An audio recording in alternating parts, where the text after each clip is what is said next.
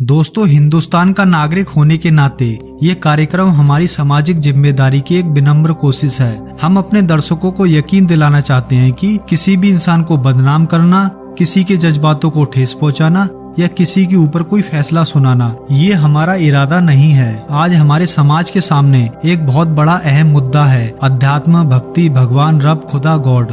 दोस्तों, सभी धर्मों के धर्म ग्रंथों में कहा गया है कि भगवान, अल्लाह, खुदा, रब, गॉड एक है। तो फिर इतने सारे धर्म, मजहब, रास्ते क्यों? क्या ये हम ही ने बनाए हैं या हमें गुमराह किया जा रहा है? दोस्तों, किसी भी धर्म को समझने के लिए हमें धर्म के मानने वालों को नहीं देखना चाहिए। इसका सबसे बेहतर तरीका किसी भी धर्म को जानने के लिए ये है कि उस धर्म या मजहब के सदग्रंथों को जानिए, जैसे पवित्र वेद, कुरान शरीफ, गुरु ग्रंथ साहिब, बाइबल। ये हमारा आध्यात्मिक संविधान है। जैसे भारत में रहने वाले हर नागरिक का भारतीय संविधान होता है, जिससे पूरे देश की व्यवस्था सुचारू रूप से चलती है, ऐसा ही आध्यात्मिक संविधान को मानो। दोस्तों, पढ़ा लिखा समाज होते हुए भी हम उन गुरुओं, संतों, मंडलेश्वर को महत्व देते हैं जो हमारे आध्यात्मिक संविधान यानी पवित्र वेद, कुरान शरीफ, गुरु ग्रंथ साहिब, बाइबल के विरुद्ध ज्ञान देते हैं, जिससे समाज में नास्तिकता, चोरी, बीमारी, बलात्कार चरम सीमा पर पहुंचने लगे हैं। हमारे अंधविश्वास का फायदा ये गुरु, संत, मंडलेश्वर आदि उठा रहे हैं। इससे समाज को दिशाहीन करने वाले लोगों को और सह मिलती है, उनके हौसले और भी बुलंद होते हैं। हम सिर्फ यही चाहते हैं कि हम इन मुद्दों पर खुलकर चर्चा करें, उनका सामना करें, ताकि हम उन समस्याओं के हल ढूंढ सकें। इस बात के मद्देनजर हम अपने दर्शकों को ये बताना चाहते हैं कि इस प्रोग्राम के कुछ हिस्से कभी कभी बहुत ही संवेदनशील हो सकते हैं। इसलिए आप खुद अपने विवेक और समझ का इस्तेमाल कीजिए और सोच समझकर अपने निर्णय लीजिए। दोस्तों, हम इस बारे में मालूमात करने की पूरी कोशिश कर रहे हैं। आइए देखते हैं हमारी खोज में क्या सामने आ रहा है।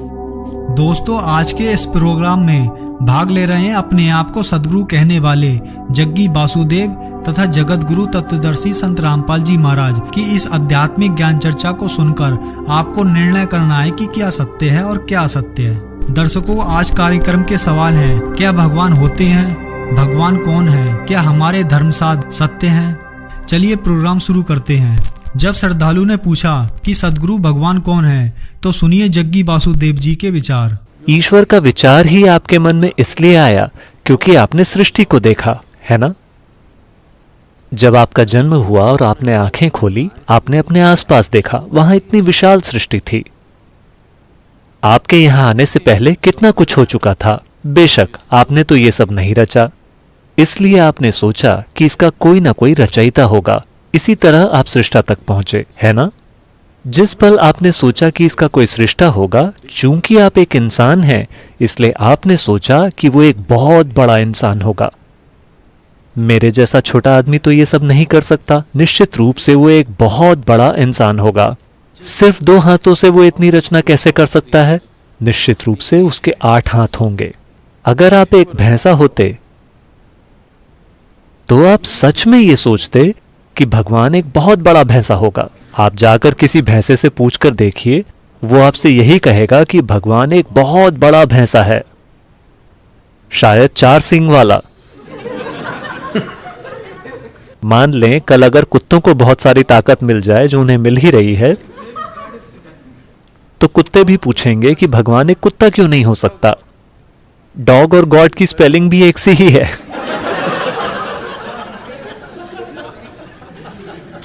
आप इसे न तो परिभाषित कर सकते हैं, ना ही इसे समझ सकते हैं। आप केवल इसमें विलीन हो सकते हैं। आप इसका अनुभव कर सकते हैं। आप इसे कभी जान नहीं सकते। आप इसे ज्ञान नहीं बना सकते। आपको ईश्वर के बारे में जो भी ज्ञान है, वो पूरी तरह बकवास है, सांस्कृतिक बकवास। जिस भी तरह की संस्कृति में आप हैं, आपका ईश्वर भी उसी तरह का होता है ना? इसका केवल अनुभव किया जा सकता है। अनुभव का अर्थ ये नहीं है कि आप इसे खा सकते हैं या आप इसे समझ सकते हैं। नहीं, आप बस इसमें विलीन होकर ही इसे अनुभव कर सकते हैं, और कोई तरीका नहीं है। इसलिए हम केवल विलीन होने के उपाय तलाश रहे हैं, ताकि हम उसे अनुभव कर सकें जो हमसे कहीं ज्यादा विशाल है।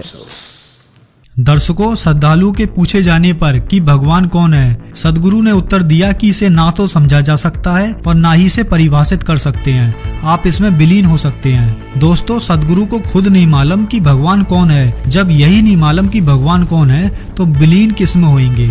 फिर श्रद्धालु ने पूछा, सदगुरु क्या भगवान होते हैं? देखिए, अगर आप विश्वास करते हैं कि भगवान है या आप विश्वास करते हैं कि भगवान नहीं है, दोनों एक ही चीजें हैं। You're in the same boat. You believe something that you do not know. आप ऐसी चीज पर विश्वास कर रहे हैं जिसे आप नहीं जानते। मैं इस पर विश्वास करता हूं, तुम उस पर विश्वास करते हो, इससे कोई फर्क नहीं पड़ता। आप किसी भी चीज पर विश्वास कर सकते हैं। हाँ, कोई भी किसी भी चीज पर विश्वास कर सकता है। यह जरूरी नहीं कि इसका सच्चाई से कोई भी लेना देना हो। अगर आप ये स्वीकार करें कि मैं नहीं जानता, तो जानने की चाहत पैदा होगी। अगर चाहत पैदा होगी तो खोज शुरू होगी, और अगर खोज शुरू होगी तो जानने की संभावना भी होगी। दोस्तों, सदगुरु ने कहा, आप विश्वास करते हैं कि भगवान है और नहीं, दोनों ही बात हैं। दोस्तों, क्या ये कोई उत्तर हुआ? सदगुरु से पूछा गया कि भगवान है या नहीं, तो साफ कह देते कि भगवान नहीं है। अगर हैं तो हाँ कर देते, लेकिन सदगुरु ने यह चालाकी से उत्तर दे दिया कि दोनों ही बात हैं, क्योंकि अगर वह ये कह देते कि हाँ भगवान है, तो श्रद्धालु पूछता कौन है, तो सदगुरु निरुत्तर हो जाते, क्योंकि ये मानते ही नहीं है कि भारतीय संस्कृति में भगवान जैसी भी कोई चीज है। दोस्तों, सदगुरु जग्गी वासुदेव ने यह भी कहा कि आप किसी भी चीज पर विश्वास कर सकते हैं। मतलब कि अगर आप बबूल के बीज पर विश्वास करोगे कि यह आम का है, तो आप कर सकते हैं। सदगुरु ने कहा, अगर आप स्वीकार करें कि मैं नहीं जानता, तो जानने की चाहत पैदा होगी। तो सदगुरु से हम कहना चाहेंगे, श्रद्धालुओं की जानने की चाहत पैदा हुई, तभी तो उन्होंने आपसे पूछा कि भगवान कौन है, लेकिन आपने बातों को गोल मोल घुमा दिया। आप प्रश्न का उत्तर नहीं दे पाए। चलिए आगे बढ़ते हैं। सदगुरु, ग्रंथों में लिखा है कि इस दुनिया में जो कुछ भी हो रहा है, साथ ही हमारे जीवन में जो कुछ भी होता है, वो पहले से तय है। किस ग्रंथ में ऐसा लिखा है? कम से कम मैंने यही सोचा कि कुछ चीजें करना हमारे भाग्य में लिखा है, चाहे जो हो जाए। अगर ये सच है तो हमारा किसी न किसी दिन मरना भी तय है। तो दुनिया में हमारे जैसे लोगों का क्या काम है?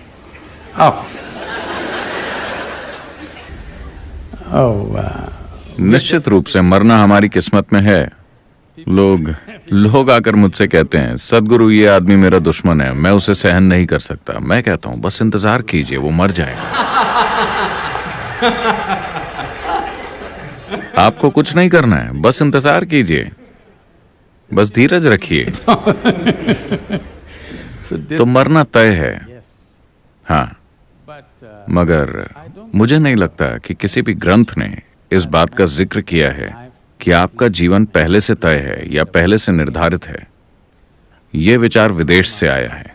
आपको समझना होगा कि इस संस्कृति की मूलभूत प्रकृति क्या है, इसकी जड़ें कहाँ हैं। यह एक बिना भगवान की संस्कृति है। आपको यह समझना होगा, इस देश में कभी भगवान की कोई धारणा नहीं रही है। वो धारणा विदेश से आई है। हम साफ तौर पर जानते हैं कि भगवान हमने ही बनाए हैं, बस बाकी लोग इसे भूल गए हैं। तो यहां हमने आपसे कहा कि आपका जीवन आपका कर्म है। इसका मतलब है कि आपका जीवन आपका ही बनाया हुआ है।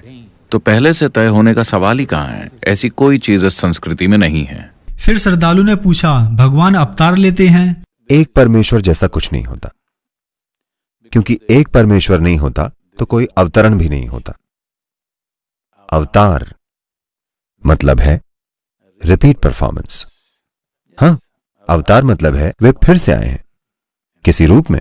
आखिरकार सदगुरु को प्रश्न का उत्तर देना ही पड़ा कि भगवान नहीं है, यह हमारी संस्कृति में नहीं है, और भगवान ही नहीं होता तो अवतार भी नहीं होता। दोस्तों, अब आप सोच रहे होंगे कि यह शिवलिंग की पूजा करते हैं, शिव जी की पूजा करते हैं, तो फिर ऐसा क्यों कह रहे हैं कि भगवान है ही नहीं? दोस्तों, ये सिर्फ लोगों को नास्तिक बना रहे हैं। हमारे अंधविश्वास का नतीजा है कि ऐसे अज्ञानी लोगों के साथ भी पढ़ी लिखी जनता आंखें बंद कर विश्वास कर रही है। दोस्तों, प्रोड्यूसर और डायरेक्टर करण जौहर को तो आप जानते ही होंगे। रैपिड फायर राउंड कार्यक्रम में करण जौहर ने सदगुरु जग्गी वासुदेव को स्टेज पर सबके सामने कह दिया कि आप सवालों के जवाब घुमा फिरा कर देते हैं। चलिए सुनते हैं क्या कहा करण जौहर ने। ये बस फटाफट सवाल हैं जिनके लिए जब मैं एक शब्द में जवाब मांगूं तो आपको उस पर कायम रहना है, क्योंकि आप में कभी कभी सवाल का जवाब घुमा कर देने की प्रवृत्ति है। सबसे अच्छी सलाह जो आपको कभी मिली हो? कोई नहीं। कभी नहीं?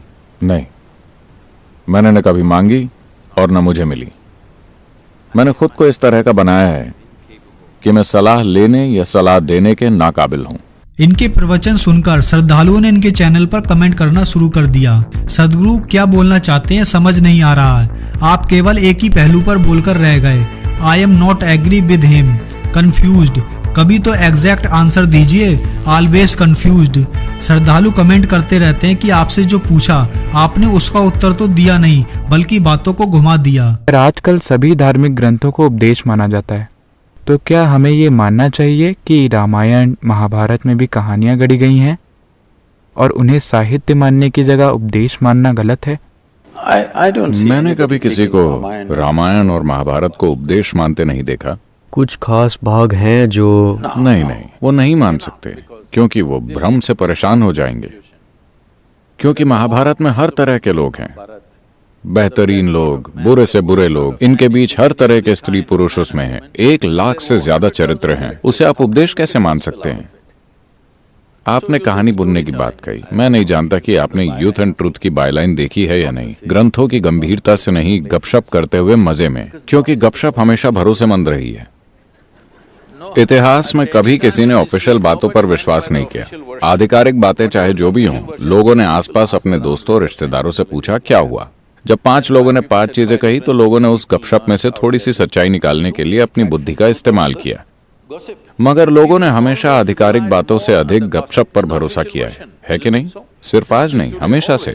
अब समस्या ये है कि आप बोले हुए शब्दों से अधिक विश्वास लिखे हुए शब्दों पर करते हैं। सारी समस्या यही है। मगर आपको समझना चाहिए ये मौखिक संस्कृति है। हमने हमेशा बातें करके लोगों तक सबसे महत्वपूर्ण चीजें पहुंचाई। आप उसे महत्वहीन मान सकते हैं क्योंकि वो लिखा हुआ नहीं है, मगर कोई भी उसे लिख सकता है। लोगों ने अब उसे लिख लिया है, अब वो एक लिखित शब्द है। दोस्तों, इन्होंने प्रोग्राम चलाया था यूथ एंड ट्रूथ। ये बहुत सारे कॉलेज में जाते हैं, वहाँ कैंप लगाते हैं और उपदेश देते हैं। वहाँ पर श्रद्धालुओं ने इनसे पूछा कि रामायण, महाभारत और सदग्रंथ को हमने उपदेश मानना चाहिए, ये सही है या गलत? दोस्तों, इस पर भी इन्होंने गोलमोल जवाब दिया। इनके कहने का मतलब है कि हमारी समस्या ये है कि हम लिखे हुए शब्दों पर ज्यादा विश्वास करते हैं। दोस्तों, हम ये बताना चाहते हैं कि दलीलें देने से कुछ नहीं होता। सदगुरु जग्गी वासुदेव जी, अगर आप प्रूफ के साथ साबित नहीं कर सकते तो इन बातों का कोई मतलब नहीं। फिलहाल अपने आप को सदगुरु कहलाने वाले जग्गी वासुदेव भगवान को ही नहीं मानते तो वेद, गीता, कुरान, बाइबल को मानने की बात तो बहुत दूर की है। अब आगे बढ़ते हैं। आज आदि शंकर की जयंती है। जब तक वो 32 साल के हुए, मेरे ख्याल से वे 3 बार ऊपर से नीचे तक गए और पूर्व से पश्चिम तक भी, और उन्होंने आध्यात्मिक प्रक्रिया को अपनी ही तरह से स्थापित किया और उन्होंने इसी तरह से खुद को अभिव्यक्त किया और वे 32 साल की उम्र में चले गए। इस धरती पर विरले ही कोई दूसरा इंसान हुआ है जिसकी बौद्धिक क्षमता उनके जैसी हो। दोस्तों, सदगुरु जग्गी वासुदेव आदि शंकराचार्य को मानते हैं और उनसे काफी प्रभावित हैं। आदि शंकराचार्य शंकर जी के अवतार कहे गए हैं। चलिए जानते हैं आदि शंकराचार्य ने क्या कहा धर्म शास्त्रों के बारे में। अब देखिएगा, ये आदि शंकराचार्य जी द्वारा लिखे गए 5 ग्रंथों का एक समूह है। इसका नाम लिखा है शांकर पंचम। ये है 135 पृष्ठ, नीचे इसके पृष्ठ नंबर संख्या लिखी है। 135 पृष्ठ पे क्या लिखा है? ये आदि शंकराचार्य के द्वारा बोले गए श्लोक और लिखे गए, लिपिबद्ध किए गए। 29 नंबर श्लोक में कहा है कि सबसे बड़ा पशु कौन है?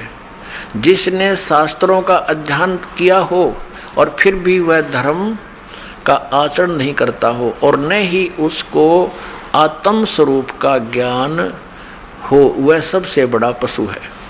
अब आप फैसला कर लियो, सबसे बड़े पशु कौन है? दोस्तों, आपने सुन ही लिया होगा कि आदि शंकराचार्य को मानने वाले सदगुरु जग्गी वासुदेव जैसे लोगों को आदि शंकराचार्य ने क्या कहा। दोस्तों, सदगुरु जग्गी वासुदेव अपनी ईसा फाउंडेशन में आरती व पूजाएं भी कराते हैं। आइए जानते हैं क्या साधना कराते हैं ये। हम जब ईशा के इस अद्वितीय संसार में घूम रहे थे तो हमारी नजर गई एक ओर, जहां एक विशेष साधना चल रही थी। ये बड़ा ही अलौकिक व कौतूहल पैदा कर देने वाला दृश्य था।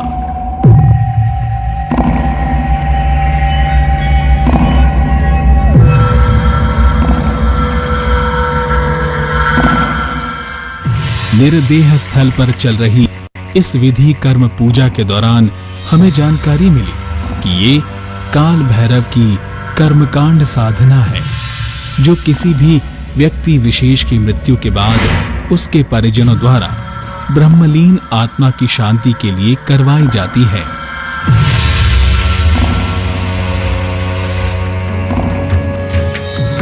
सद्गुरु के अनुसार विश्व का सबसे बड़ा पारा आधारित 13 फीट 9 इंच ऊंचाई वाला ये जीवंत लिंग पिछले 2000 सालों में स्थापित अपनी तरह का प्रथम लिंग है। महिला पुजारी विश्व में अनूठे और एकमात्र लिंग स्वरूप मां शक्ति के इस दिव्य विग्रह का विशेष प्रकार की सामग्री द्वारा श्रृंगार कर रही हैं। अब प्रारंभ होती है मां की मंगल आरती। मां लिंग भैरवी एक ज्वालामयी, शक्तिशाली और जीवंत देवी के अनोखे रूप में यहाँ विराजती हैं।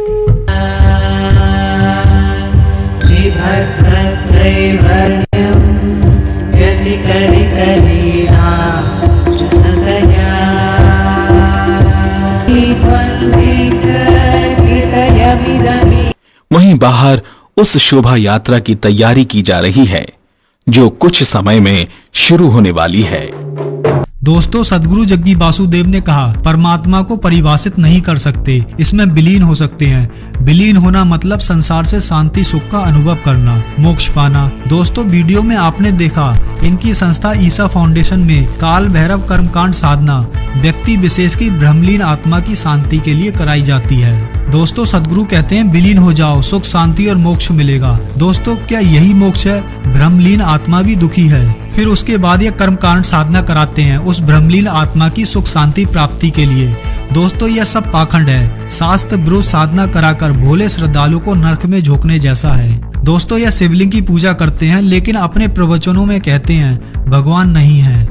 दोस्तों, ये कहते हैं कि भगवान हमने ही बनाए हैं। वीडियो में आपने सुन ही लिया होगा, इन्होंने एक नई देवी का निर्माण कर दिया, मां लिंग भैरवी, जो पूरे विश्व में एकमात्र सदगुरु ईसा फाउंडेशन में ही उपलब्ध है। दोस्तों, हमारे पास शब्द नहीं है, क्या कहें, पाखंड की भी कोई सीमा होती है। इन पूजाओं, क्रियाओं, साधनाओं का इनके पास कोई भी प्रमाण नहीं है और है तो सिर्फ मनमाना आचरण। दोस्तों, हद तो तब हो गई जब इन जैसे लोगों से बड़ी बड़ी हस्तियां, इंजीनियरिंग मैनेजमेंट कॉलेज के स्टूडेंट, पढ़े लिखे लोग भी जुड़ जाते हैं। दोस्तों, अब जगत गुरु संत रामपाल जी महाराज से जानना चाहते हैं इन सभी प्रश्नों के उत्तर विद प्रूफ के साथ। जगत गुरु जी, क्या भगवान होते हैं? अगर हाँ, तो वह भगवान कौन है? जगत गुरु जी, क्या हमारे धर्म ग्रंथ, हमारा आध्यात्मिक संविधान, पवित्र वेद, कुरान शरीफ, बाइबल, श्री गुरु ग्रंथ साहिब सत्य हैं? क्या इनमें भगवान का कोई प्रमाण है? एक तो आप निश्चिंत हो जाना, ये दास जो वचन कहेगा वो बेप्रमाणित नहीं होंगे, वो प्रमाणित होंगे। सभी सदग्रंथों का जानकार होता है वो सतगुरु होता है। इसलिए गीता अध्याय नंबर 16 के श्लोक नंबर 24 में स्पष्ट किया है, इससे तेरे लिए अर्जुन कर्तव्य और अकर्तव्य की व्यवस्था में सदग्रंथ ही प्रमाण है। सदग्रंथों के आधार से ही आप अपना कौन सी साधना करनी चाहिए, कौन सी ना करनी चाहिए, ये निर्णय कीजिए। किसी की दंत कथा लोकवेद पर विश्वास मत कीजिए। तो जितने भी ये कह रहे हैं कि परमात्मा निराकार है, वो एक कहीं रहता नहीं है, उसका कोई बॉडी नहीं है, परमात्मा बॉडीलेस है, तो ये सब भ्रमित हैं, इनको कतई ज्ञान नहीं अध्यात्म मार्ग का। उस परमात्मा की जो शिशु रूप धारण करके जब आता है, उनके परवरिश की लीला कुंवारी गायों के द्वारा होती है, ये वेद बताते हैं। और वो किस परमात्मा की हुई है? श्री कृष्ण की का इतिहास आपके पास जीवनी है, श्री रामचंद्र की जीवनी आपके पास है, जिनको आप भगवान माना करते थे, या ब्रह्मा विष्णु महेश की दिखा दो इतिहास, उन्होंने ऐसे कुंवारी गाय का दूध पिया हो। तो who is God? Kabir is God. और कौन कबीर? जो काशी में आए थे, धानक दुल्हा। अब देखो, हम ये पढ़ रहे हैं ऋग्वेद मंडल नंबर 9 सूक्त 1 मंत्र 9 में, उस परमेश्वर को जो शिशु रूप धारण करके आता है, अभी अधन्या, इसको हम पढ़ेंगे कंवारी। अभी अधन्या कंवारी, धेनो माने गौवें, गायें तृप्त करती हैं, उसका पालन करती हैं। पालन की लीला कंवारी गायों के द्वारा होती है। और ये किस परमात्मा की हुई? कबीर गौड़ की। आपको कबीर सागर से प्रमाणित कर दिया था। ऋग्वेद मंडल नंबर 9 सूक्त 86 और मंत्र नंबर 26 पढ़ेंगे। इसमें लिखा है कि यज्ञ करने वाले यजमानों के लिए परमात्मा, यज्ञ माने धार्मिक अनुष्ठान, करने वाले यजमान माने भक्त, साधना करने वाले साधकों के लिए परमात्मा सब रास्तों को सुगम करता हुआ उनके विघ्नों यानी संकटों को मर्दन करता है, नष्ट करता है, उनको पवित्र करता हुआ और अपने रूप को सरल करता हुआ वह कांति में परमात्मा। ये देखो इन्होंने यहाँ गड़बड़ी कर दी। ये देखो ये है कबीर, हम कबीर बोले हैं, बै बोला हम कबीर, वेदों को वेद बोलते हैं, तो यहाँ कबीर हम इसको कबीर लिखा कबीर।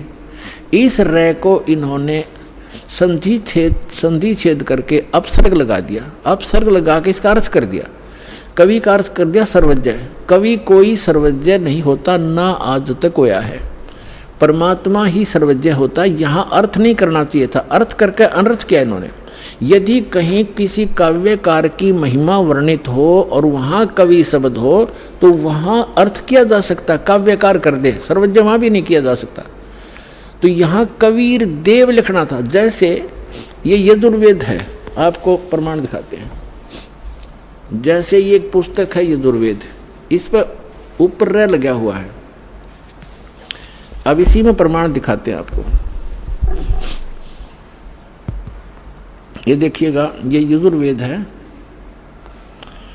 ये महर्षि दानंद द्वारा ही इसका अनुवाद है।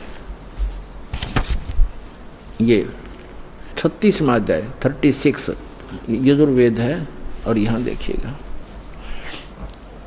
इसका प्रथम मंत्र है, इसमें लिखा है कि रचम वाचम प्रपदे मनो यजु प्रपदे। ये यजु शब्द है, इसका 2 अपसर्ग लगा रखे। अब इसका अनुवाद महर्षि दानंद जी ने यहाँ कर रखा है, देखिएगा। इसमें यजु, ये यजु शब्द है, इसका अर्थ यजुर्वेद लिख दिया, बिल्कुल सही। अगर इसका अर्थ कर देता तो ये महिमा यजुर्वेद की थी, और यहाँ यजुर्वेद लिखना पड़ा, ये रे ला के। हमको यजुर्वेद बोलना, यजुर्वेद, तो यहाँ इसने यजुर्वेद लिखा, बिल्कुल सही लिखा। अगर यहाँ अर्थ कर देते तो महिमा यजुर्वेद की थी, तो कैसे समझते कि किसकी महिमा? ये अनर्थ हो जाता। इसी प्रकार यहाँ इन अनुवादकर्ताओं ने कबीर का अर्थ लिखना था कबीर देव।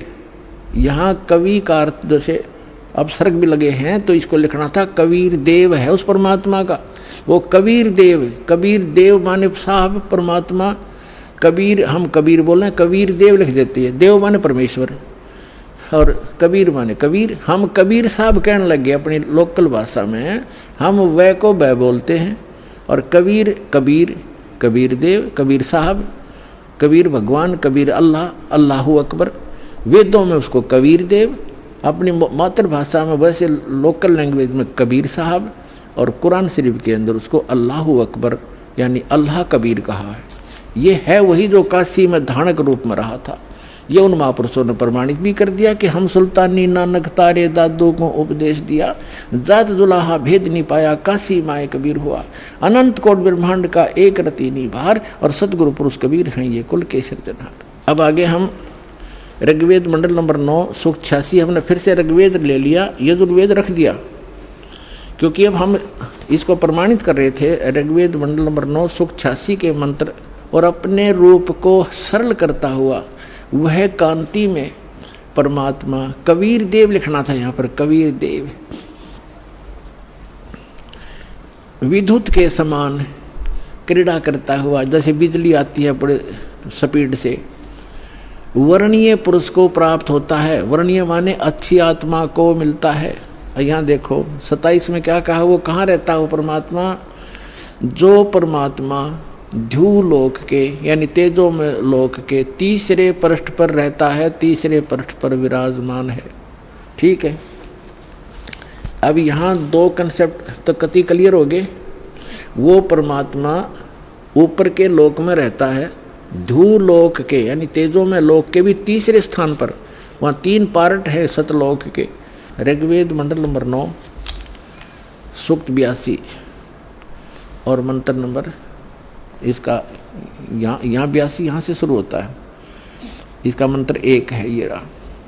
इसमें है कि वो अमर परमात्मा, सोम माने सर्वोत्पादक प्रभु, सबकी उत्पत्ति करने वाला परमात्मा, प्रकाश रूप सद्गुणों की वृष्टि करने वाला, पापों का हरण करने वाला। महर्षि दानंद कहता भगवान पाप नाश नहीं करता, और वेद कहते हैं पापों का हरण करने वाला, नाश करने वाला है। राजेव, राजा के समान राजेव। ये देखना हम 269 पृष्ठ पर पढ़ रहे हैं, नहीं तो नो कहेंगे दूसरा पृष्ठ बदल गया होगा। अब 270 पर दिखाते हैं आप, ये 270। राजा के तो उधर पढ़ दिया समान, राजा के समान दर्शनीय है, दसम देखण योगा है, राजा के समान है देखने में। ऋग्वेद मंडल नंबर 9 सूक्त 20 मंत्र 1 में, यो 20 मंत्र 1 में वह परमात्मा, यहाँ लिखना कबीर देव, ये कवि नहीं, ये कबीर देव, ये ऊपर लिखा कबीर देव। इस रे को इन्होंने यहाँ कबीर लिखना था, कबीर देव, वो कबीर परमेश्वर मेधावी, यहाँ लिखना था कबीर परमेश्वर है। वह परमात्मा कबीर देव है, कबीर परमात्मा वह कबीर देव है जो सबका रक्षक है, विद्वानों की तृप्ति के लिए ज्ञान को देता है। विद्वान यानी वही आकर के वो ऐसा ज्ञान देता जिससे बुद्धिमान लोग तृप्त होते हैं, संतुष्ट होते हैं। और सहनशील है, संपूर्ण दुष्टों को संग्रामों में यानी ज्ञान के युद्ध में तिरस्कृत करता है, सबको पराजित कर देता है अपने तत्व ज्ञान से। भाई बाले वाली जन्म साखी, और ये कहाँ से छपी है? भाई चतर सिंह जीवन सिंह अमृतसर से। भाई बाले वाली श्री गुरु नानक देव जी की जन्म साखी, ये यहाँ से छपी अमृतसर से। और ये इधर भी देखेंगे, ये यहाँ से, यहाँ पृष्ठ नंबर 197 पे काजी रुकन दीन सूरा था, उसके साथ वार्ता हो रही है नानक जी की।